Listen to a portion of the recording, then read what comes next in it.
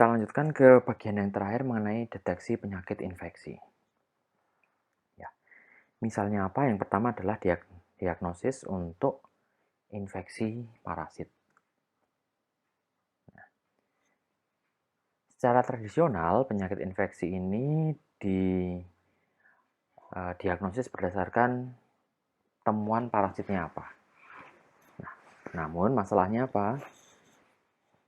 Beberapa parasit ini secara morfologis dia tidak bisa dibedakan. Nah, parasit ini juga bersembunyi pada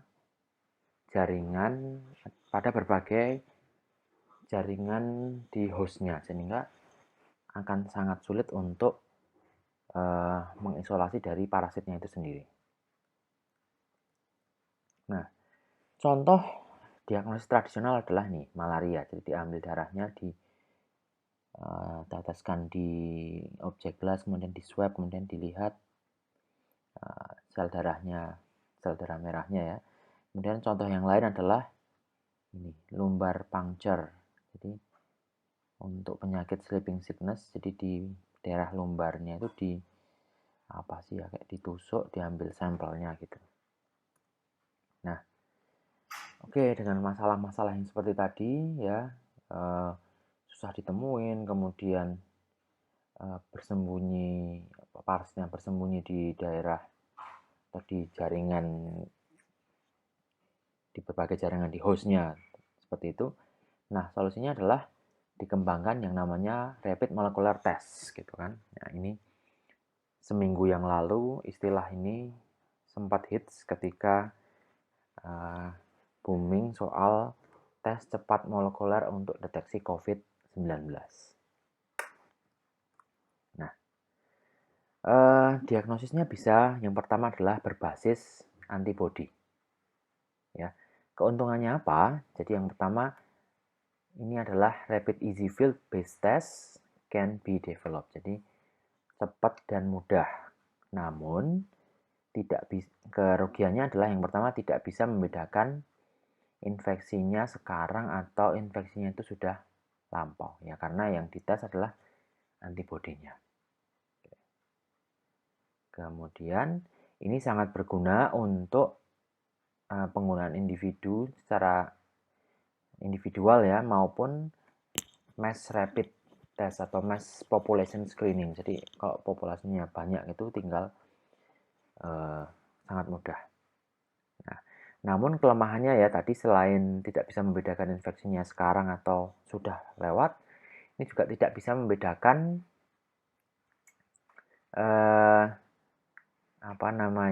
yang infeksi parasit yang morfologinya hampir sama, karena antibodinya juga kemungkinan hampir sama.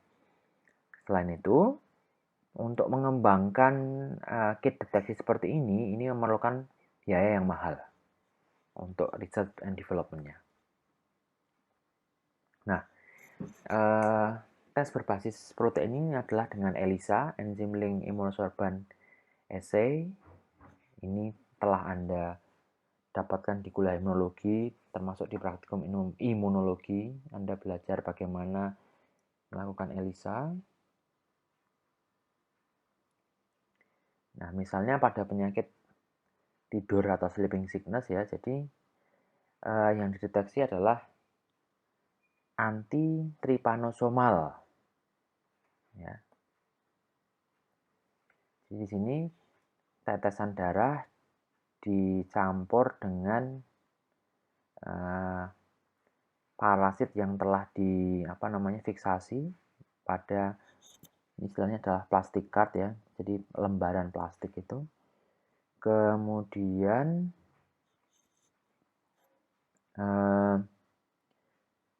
ditambahkan ini ya reagen. Kemudian kalau muncul blue granular, jadi granul-granul yang biru, maka ini adalah positif ada infeksi pada pasien tersebut. Harganya ini sekitar 25 sen dolar Amerika setiap tesnya. Nah, ini namanya apa? Namanya sistemnya adalah CATT, Card Agglutination Test for tripanomiasis. Jadi tes aglutinasi menggunakan kartu untuk deteksi tripanomiasis. Nah, kalau yang tadi adalah berbasis protein, ini adalah yang berbasis DNA. Yang pertama adalah menggunakan pelacak DNA, kemudian yang kedua adalah menggunakan PCR. Nah, kita lihat PCR untuk diagnosis parasit. PCR ini bisa mengamplifikasi target sekuen dan meningkatkan sensitivitas deteksi. Ya, jadi misalnya yang dicek adalah ribosomal RNA atau DNA, ini sangat sensitif ya, karena namun ada ininya ya, keterangannya not for closely related species. Jadi kalau spesies yang sangat amat dekat kekerabatannya ini tidak bisa digunakan. Kemudian teknik yang bisa digunakan lagi adalah specific sequence of genomic DNA. Nah, ini adalah highly specific for single species. Yang ketiga yang namanya RAPD, Random Primer Amplification, PCR. Ini adalah tingkat sensitivitasnya adalah very highly sensitive. Kalau yang ribosomal RNA DNA tadi highly sensitive, yang di sini highly specific, yang RAPD adalah very highly sensitive. Oke. Contohnya adalah ini, menganalisis, mendiagnosis infeksi protozoa Cryptosporidium parvum. Ya. Jadi kalau dengan kalau kita mau mendeteksi ini bisa dicek gitu kan dengan berbagai metode. Yang pertama adalah analisis mikroskop dari feses. Nah, ini diperlukan 50.000 oosit per gram feses. Ya, terbatasnya di sini. Sehingga kalau misalnya kurang dari 50.000 ya, tentu saja tidak bisa terdeteksi. Nah, dengan PCR bagaimana? Jadi dengan PCR nanti dilakukan amplifikasi sekitar 400 pasang basa pada Cryptosporidium parvum ini. Sensitivitasnya sangat tinggi, jadi 6 oosit per gram feses pun sudah bisa dideteksi dengan PCR. Nah, ini contohnya untuk deteksi Cryptosporidium parvum dengan PCR. Ya, ini S adalah markernya, sementara yang di sini 1 adalah sampel. Ini pada base pair 435 ada band atau pita gen pada Cryptosporidium parvum. Nah, infeksi yang kedua yang dicek adalah infeksi Toxoplasma gondii yang menyebabkan cacat pada bayi. Nah, ini biasanya dideteksi selain dengan PCR dengan ini, uji imunologi. Misalnya adalah dicek dengan imunoglobulinnya.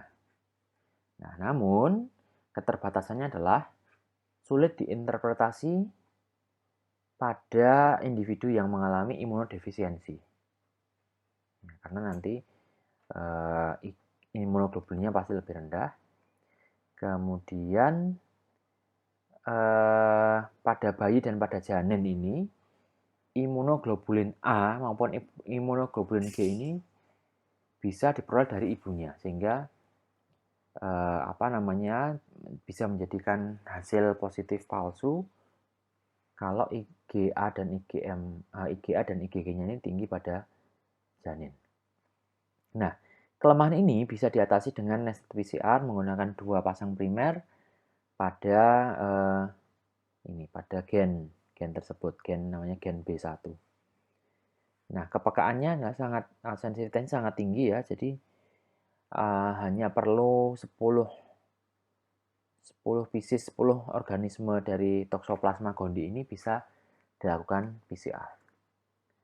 Contoh yang lain adalah infeksi hepatitis B, infeksi virus hepatitis B, yang mana virusnya ini merupakan bentuknya adalah DNA sirkuler. Kalau deteksi tanpa PCR adalah dengan antigen HBsAg dan HBeAg.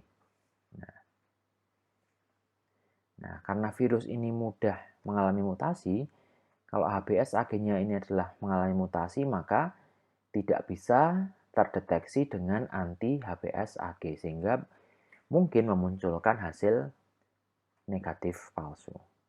Nah, dengan teknik PCR, ini hanya diperlukan misalnya adalah 10 virus hepatitis B virus atau HBV, kemudian nanti diisolasi DNA-nya, diamplifikasi gen dengan atau panjangnya adalah 259 base pair. Contoh yang lain adalah hepatitis C yang merupakan virus RNA ya dengan RT-PCR ya, karena kalau RNA kan harus dirubah dulu menjadi cDNA. Kemudian SARS ini yang ngehits juga selama 1 bulan terakhir. Ini bisa dideteksi dengan PCR ya, misalnya adalah deteksi pada gen IN ini. Nah, ini bisa dengan primer, 2 pasang primer ini untuk mendeteksi amplifikasi produk sepanjang 452 base pair, atau dengan 2 pasang primer di bawah, core 1, core 2, dengan panjang produk PCR-nya adalah 210 pasang basa. Nah, deteksi yang lain Epstein-Barr virus dengan pasangan primer seperti ini dengan program suhu waktu ya. Suhunya ada 95 derajat 5 menit, 54 derajat 50 detik, 72 derajat 25 detik, dan juga sebagainya. Ini ada 3 jenis program suhu waktu yang bisa digunakan. Kemudian ini bisa digunakan untuk mendeteksi EBV1 maupun EBV2 ya. Yang atas adalah EBV1, yang bawah adalah EBV2. Nah, masalah yang muncul adalah bahwa tidak semua mutasi ini berada pada lokus restriksi. Lokus restriksi Anda tahu adalah lokus yang bisa dipotong oleh enzim restriksi. Nah, kalau tidak ada sisi pemotongan restriksinya, maka teknik PCR yang bisa digunakan adalah yang namanya polymerase chain reaction oligonucleotide ligation assay atau PCR-OLA. Nah, ini intinya adalah PCR, kemudian setelah PCR nanti dilakukan pelacakan dengan metode hibridisasi menggunakan probe yang berlabel gitu ya. Nah, teknisnya seperti apa? Anda lihat di sini ada, kita menggunakan probe. Ada probe X dan probe Y. Nah, probe setelah disintesis probe X dan probe Y ini ya dengan label tertentu ya, misalnya probe X labelnya adalah A, di sini ada basanya adalah adenin. Probe Y berlabel senyawa D warna biru di sini. Di sini probe-nya mengandung misalnya di ujungnya adalah basa sitosin. Nah, setelah disintesis pelacak, kemudian kita lakukan hibridisasi pada hasil amplifikasi DNA dengan PCR. Oke. Di sini pada DNA yang normal, maka pelacak ini akan menempel pada DNA hasil amplifikasi, kemudian akan mengalami pensejajaran gitu ya. Misalnya di sini adenin dengan timin, guanin dengan sitosin. Kemudian setelah terjadi tadi pensejajaran tadi, ditambahkan enzim ligase untuk mengikat ini di sini adenin dengan sitosin. Nah, apa yang terjadi dengan DNA yang mengalami mutasi atau mutan? Ya, di sini adenin ini tidak mengalami ikatan pensejajaran dengan guanin, akan terjadi mismatch. Sehingga di sini tidak akan terjadi ligasi. Nah, setelah tadi diligasi ya, kemudian probe ini akan diikatkan dengan streptavidin. Ikatkan dengan streptavidin. Nah, di sini yang DNA normal maka akan terjadi ini ya, ikatan antara probe dengan streptavidin, kemudian adenin, sitosin, dan juga probe yang D.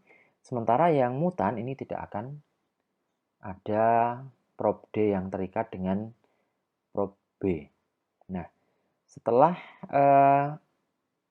pengikatan dengan streptavidin, langkah selanjutnya adalah menambahkan antibodi berlabel, kemudian ditambahkan substrat ya, seperti pada ELISA, yang akan menghasilkan suatu produk yang berwarna pada DNA yang normal. Namun pada yang mutan ini tidak akan terjadi reaksi atau tidak akan terjadi reaksi pembentukan warna. Nah, oke, jadi tadi sekilas mengenai PCR olah. Kemudian kita lihat di sini yang akan kita bahas adalah PCR menggunakan 2 pasang primer. Ya. Jadi 2 pasang primernya apa? Yang pertama adalah kita lakukan PCR dengan menggunakan primer wild type dan juga nanti ada mutant wild type. Oke. Nah, ini yang wild type DNA diamplifikasi menggunakan primer ya. Nanti hasil amplifikasinya adalah ini produk PCR yang di sini. Sementara pada DNA mutan ini tidak akan teramplifikasi ketika menggunakan primer yang wild type. Di sini tidak akan terhasilkan produk.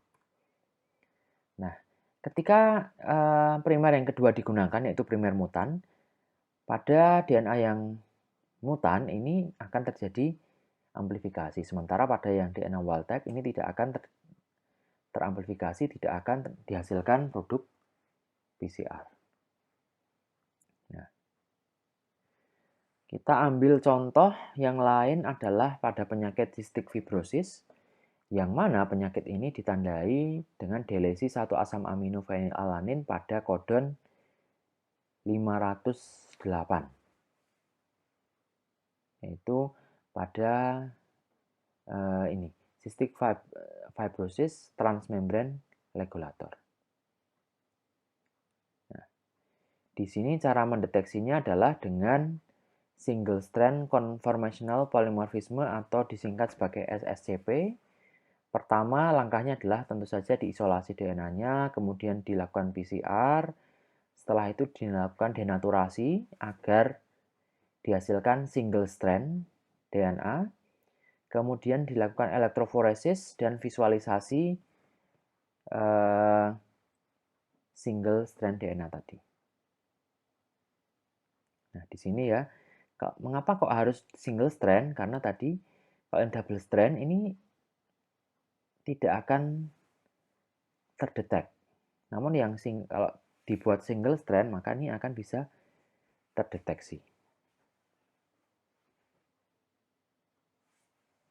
Nah, itu tadi bagaimana deteksi penyakit infeksi menggunakan teknik biologi molekuler, baik berbasis DNA maupun berbasis protein. Ada yang menggunakan ELISA, ada yang menggunakan PCR. PCR-nya juga macam-macam. Ada yang berbasis enzim restriksi, ada yang berbasis hibridisasi dengan oligonucleotide probe.